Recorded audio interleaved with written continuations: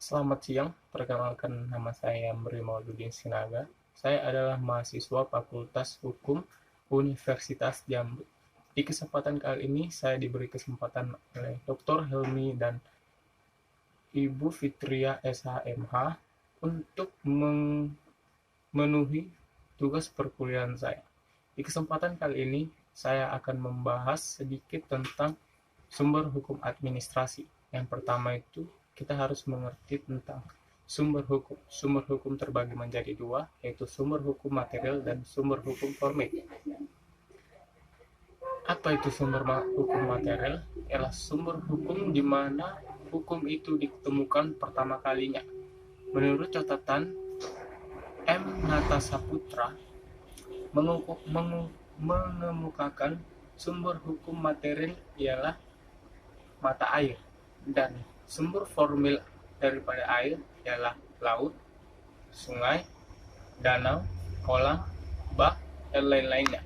Jadi dapat dikatakan sumber hukum dalam arti material administrasi ialah keputusan penguasa yang berwenang. Yang kedua, kita masuk kepada sumber hukum dalam arti formil. Sumber hukum dalam arti formil yaitu di mana sumber hukum itu diketemukan atau diformatkan. Menurut Utrecht, sumber hukum dalam arti formil ialah undang-undang, yang dalam kurung undang-undang administrasi negara. Yang kedua, praktek administrasi negara. Yang ketiga, jurisprudensi. Dan yang keempat, doktrin atau pendapat para ahli. Yang pertama itu undang-undang yang dituangkan dalam pasal 5 ayat 1 junto pasal 20 Undang-Undang Dasar 1945 yang disebut dengan peraturan ialah produk daripada legislatif. Yang kedua ialah praktek administrasi negara, yang dimana kita ketahui praktek administrasi negara maksudnya hukum yang tidak tertulis atau hukum kebiasaan. Yang ketiga, kita masuk pada jurisprudensi, yaitu dalam arti sempitnya, dalam arti luasnya adalah keputusan hakim, dan daripada arti sempitnya yaitu sebagai landasan hukum. Yang keempat, doktrin.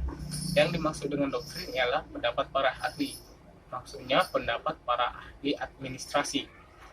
Nah, selanjutnya kita masuk kepada hukum administrasi Indonesia.